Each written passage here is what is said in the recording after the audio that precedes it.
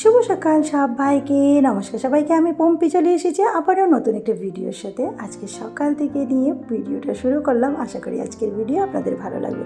তো সকাল সকাল উঠে সমস্ত কাজ শেষ করে এদিকে বানিকা বাবাকে প্রথমেই চাল পরাঠা করে দিয়েছি।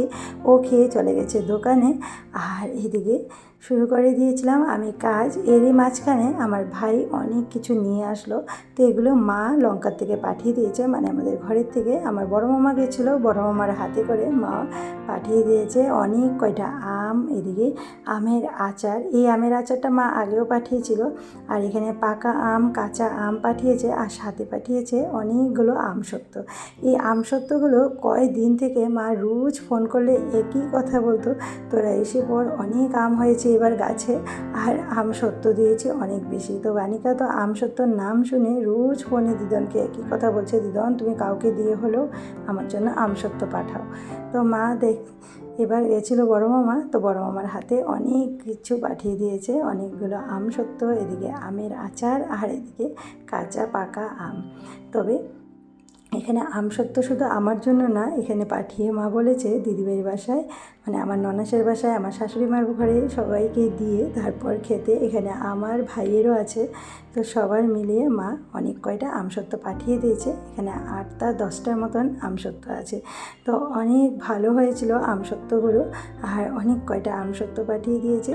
দেখে বলবেন আপনারা কারা কারা আমসত্ত্ব দিয়েছেন। এবার আমের সিজনে আমটা হয়েছিল অনেক বেশি আমাদের বাসায়। আর এদিকে পাঠিয়েছে মা এই আচারটা আগেও পাঠিয়েছিল, তবে তখন কম পাঠিয়েছিল, এবার বেশি করে বড় একটা বোতলে পাঠিয়েছে। এদিকে পাকা আম কিছুটা পাঠিয়েছে, কাঁচা আমগুলোকে দিয়ে আচার বানাবো। তারপর চলে গেছি সব কিছুকে ঢুকিয়ে, বাথরুমে ঢুকে গেলাম স্নানে। আজকে যেহেতু বৃহস্পতিবার, আজকে ভেবেছি ঠাকুরকে অম্বুবাচীর মধ্যে আম দুধ দেবো। অম্বুবাচীর আজকে শেষ দিন, আগামীকালকে অম্বুবাচী ছেড়ে যাবে। তো অম্বুবাচীতে আম দুধ খেতে হয়, আমার আর ঠাকুরকে আম দুধ দেওয়াই হয়নি এই কয়দিন। তো আজকে ভাবলাম চলুন তাড়াতাড়ি করে স্নান টান করে অম্বুবাচীতে আজকে আম দুধটা ঠাকুরকে দিয়ে দিই। তো এদিকে স্নান করে সুন্দর একটা শাড়ি বের করে পরে নিলাম। এই শাড়িটা আমার দিদিভাই, মানে আমার ননাস আমাকে দিয়েছিল আমার বিয়ের পরপর। ওই 13-14 বছর আগেরই দেওয়া শাড়িটা আমার কাছে অনেক প্রিয়, আমার খুবই ভালো লাগে এই শাড়িটা। তো এই শাড়িটাকে পরে নিলাম, তারপর মাথা ভর্তি করে সিঁদুর পরে নিয়েছি, আর পরে নেব আলতা। বৃহস্পতিবার তো আমি আলতা পরি প্রত্যেক বৃহস্পতিবারে, তবে আজকে যেহেতু অম্বুবাচীর এই কয়টা দিন আমি রোজই আলতা পরি। আর আমার শাশুড়ি মা বলেন অম্বুবাচীর মধ্যে নতুন বউয়ের মতন সেজে থাকা তো খুবই দরকার। তা আমরা চেষ্টা করি, যেহেতু মা প্রথম থেকেই, মানে আমার বিয়ের প্রথম থেকেই মা বলেছে আলতা সিঁদুর, পারলে শাড়ি পরবে, কিছু কিছু গয়না যেগুলো আছে সব কিছু পরে থাকবে ঘরে। তো ওই যে মার কথা মতনই চেষ্টা করি।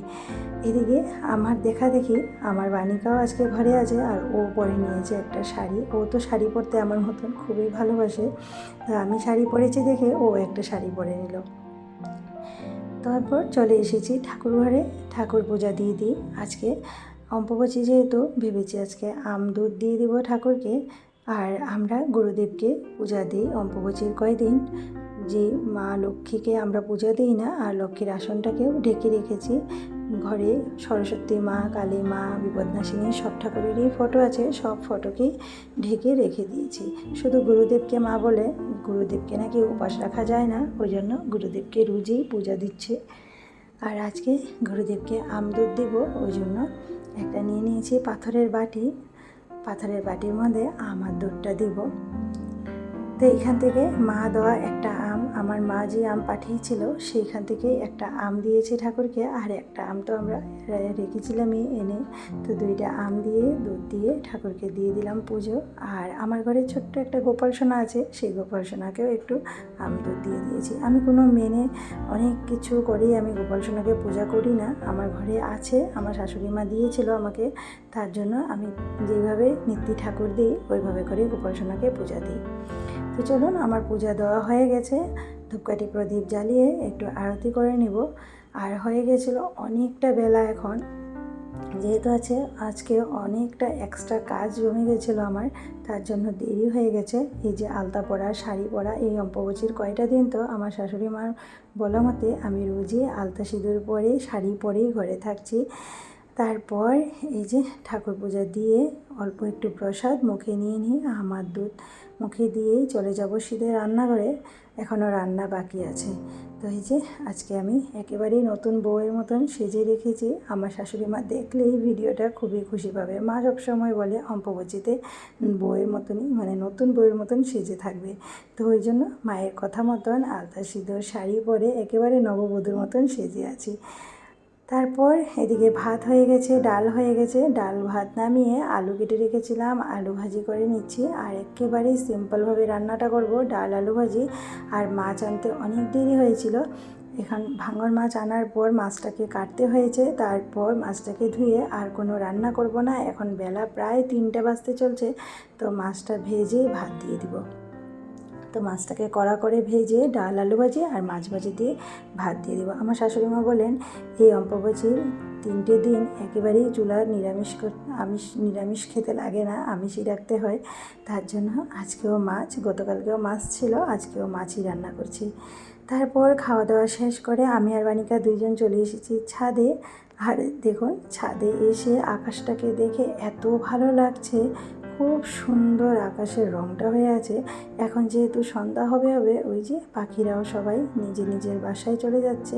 আমি আর বানিকাও এসেছি শুকনো কাপড়গুলো তুলে ঘরে নিয়ে যাব। আর একটু ছাদে আসলে ভালো লাগে, বিকেলবেলাটা একটু ছাদে হাঁটাহাঁটি করে মা মেয়ে দুইজন চলে যাব ঘরে।